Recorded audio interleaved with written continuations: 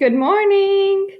Hope you all had a wonderful Easter weekend. Maybe you got to hunt eggs in your front yard or wherever around your house.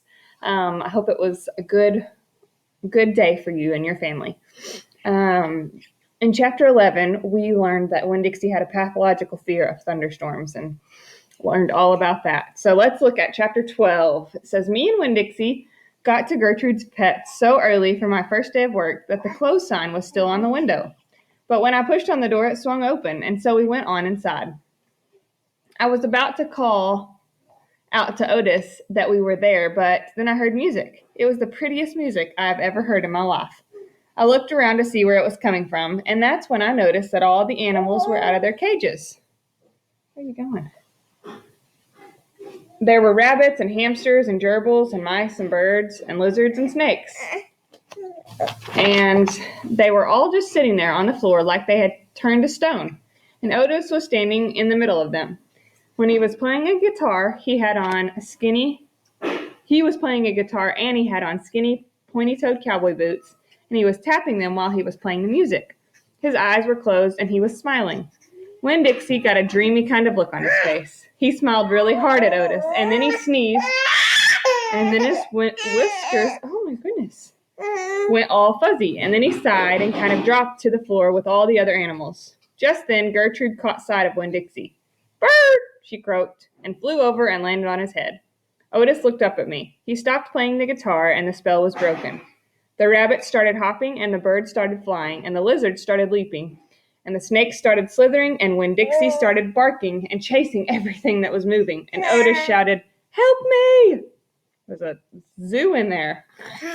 For what seemed like a long time, me and Otis ran around trying to catch mice and gerbils and hamsters and snakes and lizards. Hold on just a sec, okay?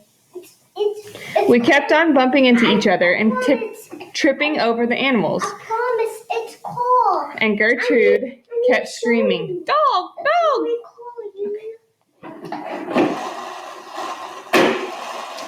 Wow, that was really cool. Every time I caught something, I put it back in the first cage I saw. I didn't care if it was the right cage or not. Hey, will you please take that in the living room? Gunner, please take it to the living room. Okay. I just put it in and slammed the door. And the whole time I was chasing things, I was thinking that Otis must be some kind of snake charmer. The way he could play his guitar and make all the animals turn to stone. And then I thought, this is silly. I shouted over Winn-Dixie barking and Gertrude yelling. I said, "Play some more music, Otis." He looked at me for a minute, and then he started playing his guitar.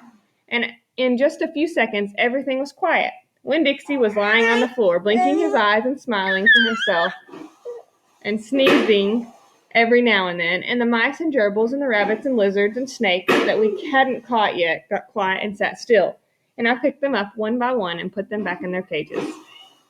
When I was all done, Otis stopped playing. He looked down at his boots. "I was just playing them some music. It makes them happy." "Yes, sir," I said. "Did they escape from their cages?" "No," Otis said. "I take them out. I feel sorry for them being locked up all the time. I know what it's like being locked up." "You do?" I said. "I've been in jail," Otis said. He looked up at me real quick and then looked back down at his boots. "You have?" I said. "Never mind," said Otis. "Aren't you here to sweep the floor?" "Yes, sir," I told him. He walked over to the counter and started digging through a pile of things, and finally he came up with a broom. "Here," he said, "you should start sweeping." Only he must have gotten confused. He was holding out his guitar to me instead of the broom. "With your guitar?" I asked. He blushed and handed me the broom, and I started to work. I am a good sweeper. I swept the whole store and then dusted some of the shelves. The whole time I worked, Winn-Dixie followed me, and Gertrude followed him, flying behind him and sitting on his head and his back and croaking real quiet to herself. "Dog! Dog!" When I was done, Otis thanked me. I left Gertrude's pets thinking about how the preacher probably wouldn't like it very much that I was working for a criminal. Sweetie Pie Thomas was waiting for me right out front. "I seen that," she said. She stood there and sucked on her knuckle and stared at me. "Seen what?" I said. "I seen all them animals out there, out of their cages and keeping real still. Is that man magic?" she asked. Kind of, I told her. She hugged Winn-Dixie around the neck, just like this grocery store dog, right? Right, I said. I started walking, and Sweetie Pie took her knuckle out of her mouth and put her hand in mine. Are you coming to my birthday party? She asked. I surely am, I told her. The theme is pink, she said. I know it, I told her. I gotta go, she said all of a sudden. I gotta go home and tell my mama about what I seen. I live right down there, in that yellow house. That's my mama on the porch. You see her? She's waving at you. I waved at the woman on the porch, and she waved back, and I watched Sweetie Pie run off to tell her mama about Otis being a magic man. It made me think about my mama and how I wanted to tell her the story about Otis charming all the animals. I was collecting stories for her. I would also tell her about Miss Franny and the bear and about meeting Gloria Dump and believing for just a minute that she was a witch. I had a feeling that these were the kind of stories my mama would like, the kind that would make her laugh out loud, the way the preacher said she liked to laugh. All right, guys, see you tomorrow morning for chapter 13. Have a great day.